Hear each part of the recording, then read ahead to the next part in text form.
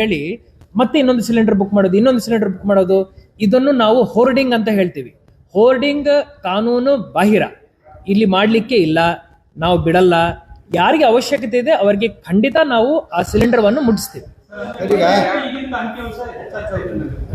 Booking basically ಏನಾಗ್ತಾ ಇದೆ ಅಂದ್ರೆ ಜನರು ಪ್ಯಾನಿಕ್ ಅಲ್ಲಿ ಬುಕಿಂಗ್ ಜಾಸ್ತಿ ಮಾಡ್ತಾ ಇದ್ದಾರೆ. ಏನು ಯೂಶಲಿ 22,000 25,000 ಇತ್ತು, ಹಿಂದಿನ 10 ದಿವಸದಲ್ಲಿ 35,000 ಬುಕಿಂಗ್ ಮಾಡ್ತಾ ಇದ್ದಾರೆ. ಹಿಂಗಾಗಬಾರ್ದು, ಅವಶ್ಯಕತೆನೇ ಇಲ್ಲ. ಜಿಲ್ಲಾಧಿಕಾರಿಯಾಗಿ ನಾನು, ನಮ್ಮ ಪೊಲೀಸ್ ಆಯುಕ್ತರು, ನಮ್ಮ DD food and civil supplies, ನಾವೆಲ್ಲರೂ ಬಹಳ ಸ್ಪಷ್ಟವಾಗಿ ತಮ್ಮ ಮುಖಾಂತರ ಪ್ರೇಕ್ಷಕರಿಗೆ ಹೇಳ್ತಾ ಇದ್ದೀವಿ, ಸಂದರ್ಭ ಹಂಗೇನಿಲ್ಲ, ನಮ್ಮ ಕಡೆ ಸಪ್ಲೈ ಇದೆ. ಡೊಮೆಸ್ಟಿಕ್ ಸಿಲಿಂಡರ್ಸ್ಗೆ ಯಾವುದೇ ತೊಂದರೆ ಇಲ್ಲ. ಕಮರ್ಷಿಯಲ್ ಸಿಲಿಂಡರ್ಸ್ ಅಲ್ಲಿ ನಾವು ರೇಷನಲೈಸ್ ಮಾಡ್ತಾ ಇದೀವಿ. ಅದು ನಮ್ಮ ಪ್ರಾಬ್ಲಮ್. ನಾವು ನಮ್ಮ ಅಸೋಸಿಯೇಷನ್ಸ್ ಜೊತೆ ಎಲ್ಲರ ಜೊತೆ ಮಾತಾಡ್ಕೊಂಡು ನಾವು ರೇಷನಲೈಸ್ ಮಾಡಿ ನಾವು ಸಪ್ಲೈ ಮಾಡ್ತೀವಿ. ಪೆಟ್ರೋಲ್ ಬಗ್ಗೆ ಹೇಳ್ಬಿಡ್ತೀನಿ. ಈಗ ಸದ್ಯಕ್ಕೆ ಸಿಚುವೇಶನ್ ಏನಿದೆ ಅಂದ್ರೆ ನಾವು ಬಳಕೆದಾರರ ಮೇಲೆ ನಾವು I don't want to comment. ಯಾರು ಪ್ಯಾನಿಕ್ ಕ್ರಿಯೇಟ್ ಮಾಡ್ತಾರಲ್ವಾ ಅವರ ಮೇಲೆ ನಾವು ಕಾನೂನಿನ ಕ್ರಮ ತಗೊಳ್ತೀವಿ. ಅದ್ರ ಬಗ್ಗೆ ನಮ್ಮ CP ಸಾಹೇಬ್ರು ಆಮೇಲೆ ಹೇಳ್ತಾರೆ. ನಾನು ಪೆಟ್ರೋಲ್ ಬಗ್ಗೆ ಒಂದ್ 2 ನಿಮಿಷ ಮಾತಾಡ್ತೀನಿ.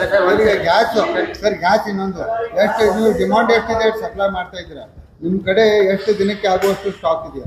ಸೊ ನಮ್ ಕಡೆ ಇರುವಂತ ಸ್ಟಾಕ್ ಬಗ್ಗೆ ಹೇಳ್ಬೇಕಂದ್ರೆ ಫಾರ್ ದ ನೆಕ್ಸ್ಟ್ 1 month ನಮ್ಗೆ ಯಾವುದೇ ತೊಂದರೆ ಇಲ್ಲ. ನಮ್ಮ ಜಿಲ್ಲೆನೇ ಅಲ್ಲ ಇರುವಂತ ಸಿಚುವೇಶನ್ ಏನಿದೆ, ಇನ್ನೊಂದು ತಿಂಗಳಿದೆ ಅಂದ್ರೆ ನಮ್ಗೆ ಏನ್ ತೊಂದರೆ ಇಲ್ಲ. ಹಾಗೂ ನಮಗೆ ಏನ್ ಸುದ್ದಿ ಬರ್ತಾ ಇದೆ ಅಂದ್ರೆ ಈಗ LPG ಈಗ ಟ್ಯಾಂಕರ್ಸ್ ಎಲ್ಲ ಬರ್ತಾ ಇದಾವೆ. ನನ್ನ ಪ್ರಕಾರ ಮುಂದಿನ 2-3 ದಿವಸದ ಒಳಗಡೆನೆ ನಮ್ಗೆ ಇನ್ನೂ ರಿಲೀಫ್ ಸಿಗುತ್ತೆ. ಇರೋ ಸಿಚುವೇಶನ್ ಕಂತ ಬೆಟರ್ ಸಿಚುವೇಶನ್ ಅಲ್ಲಿ ನಾವು ಇರ್ತೀವಿ. ಕೊಡ್ತಾ ಇದೀವಿ. Piped natural gas for house hold connections ನಾವು ಕೊಡ್ತಾ ಇದೀವಿ. ದಿನಕ್ಕೆ ಒಂದು 100 ಕೊಡ್ಲಿಕ್ಕೂ ನಮ್ಮ ಕಡೆ ಕೆಪಾಸಿಟಿ ಇದೆ. ಈಗ ಕಮರ್ಷಿಯಲ್ ಕೊಡ್ಬೇಕಂದ್ರೇನು ನಾವು ಅದಕ್ಕೆ ಆಪ್ಷನ್ ಕೊಡ್ತಾ ಇದೀವಿ. We would prefer that it comes to our committee and we take a decision from our committee. Distributor daily ಒಂದು ಬೋರ್ಡ್ ಹಾಕುತ್ತಾರೆ, ಎಷ್ಟು ಸ್ಟಾಕ್ ಇದೆ, ಎಷ್ಟು ಸಲಹೆಗಳು ಆಮೇಲೆ ತಗೊಳ್ತೀನಿ. ಫಸ್ಟ್ ನಾನು ಪೆಟ್ರೋಲ್ ಬಗ್ಗೆ ಹೇಳ್ತೀನಿ.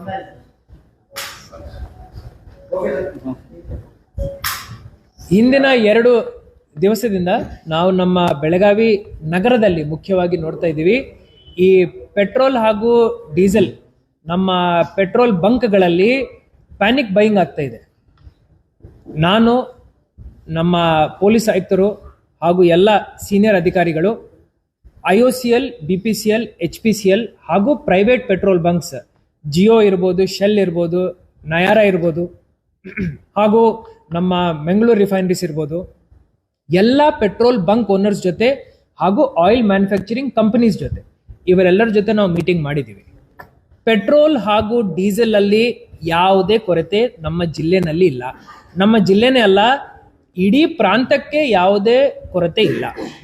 ನಾವು ನಮ್ಮ ಜಿಲ್ಲೆನಲ್ಲಿ ಒಟ್ಟು 560 ಪೆಟ್ರೋಲ್ ಬಂಕ್ ಇದ್ದಾವೆ. ನಗರ ವ್ಯಾಪ್ತಿನಲ್ಲಿ ಟೋಟಲ್ 50 ಪೆಟ್ರೋಲ್ ಬಂಕ್ ಇದ್ದಾವೆ. ಎಲ್ಲ ಪೆಟ್ರೋಲ್ ಬಂಕ್ಗಳಲ್ಲಿ ಬರೇ 12 ತಾಸು ಒಳಗಡೆ ಬರೋ ರೀತಿನಲ್ಲಿ ನಮಗೆ ಲಾಜಿಸ್ಟಿಕಲ್ ಕೆಪಾಸಿಟಿ ಇದೆ. ಡಿಪೋದಿಂದ ಪೆಟ್ರೋಲ್ ಬಂಕ್ ಬರೋದು ಬರೇ 5 ತಾಸಲ್ಲಿ ಬರೋ ನಮಗೆ ಕೆಪಾಸಿಟಿ ಇದೆ ನಗರ ಏರಿಯಾದಲ್ಲಿ. ಇಡೀ ಜಿಲ್ಲೆನಲ್ಲೇ 12 ತಾಸು ಒಳಗಡೆ ನಮಗೆ ಡಿಪೋದಿಂದ ಪೆಟ್ರೋಲ್ ಬಂಕ್ಗೆ ಸಪ್ಲೈ ಮಾಡೋ ಚೈನ್ ನಮ್ದು ಆಕ್ಟಿವೇಟ್ ಇದೆ. ಹೊರಗಡೆಯಿಂದ ನಮ್ಮ ಜಿಲ್ಲೆಗೆ ಬರಬೇಕಂದ್ರೆ 3 ಮೇಜರ್ ಡಿಪೋಸ್ ನಮ್ದು ಬೆಳಗಾವಿ, ಹುಬ್ಳಿ ಮತ್ತೆ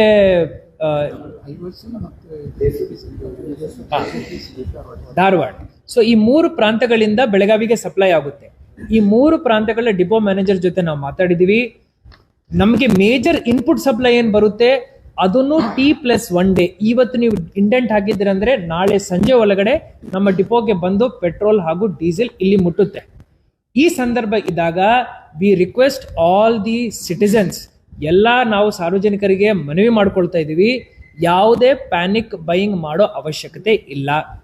ಈಗ ನಾವು ರೊಟೀನ್ಲಿ ನೋಡ್ಬೇಕಂದ್ರೆ on a normal day 138 kilo litre ನಾವು ನಮ್ಮ ಬೆಳಗಾವಿ ನಗರದಲ್ಲಿ ಡೀಸೆಲ್ ಪೆಟ್ರೋಲ್ನು ಕನ್ಸ್ಯೂಮ್ ಮಾಡ್ತೀವಿ. 136 ಕಿಲೋ ಲೀಟರ್ ಅಂದರೆ 136,000 ಲೀಟರ್ಗಳನ್ನು ನಾವು ಡೀಸೆಲ್ ನಮ್ಮ ನಗರದಲ್ಲಿ ನಾವು ಸಪ್ಲೈ ಮಾಡ್ತೀವಿ, ಇಲ್ಲಿಂದ ಡಿಸ್ಟ್ರಿಬ್ಯೂಟ್ ಮಾಡ್ತೀವಿ. ಇಷ್ಟು ಡಿಮಾಂಡ್ ಇದೆ ನಮ್ಮ ನಗರದಲ್ಲಿ. ಹಿಂದಿನ 2 ದಿವಸದಲ್ಲಿ ಇದು ಬರೇ ಪ್ಯಾನಿಕ್ ಬೈಯಿಂಗ್. ಇದರಲ್ಲಿ ನಮ್ಗೆ ಏನು ಗಮನಕ್ಕೆ ಬಂದಿದೆ ಅಂದರೆ 138,000 ಲೀಟರ್ ಬದಲಾಗಿ ಒಂದೇ ದಿವಸದಲ್ಲಿ 262,000 ಲೀಟರ್ ಖರೀದಿ ಮಾಡ್ತಾ ಇದ್ದಾರೆ.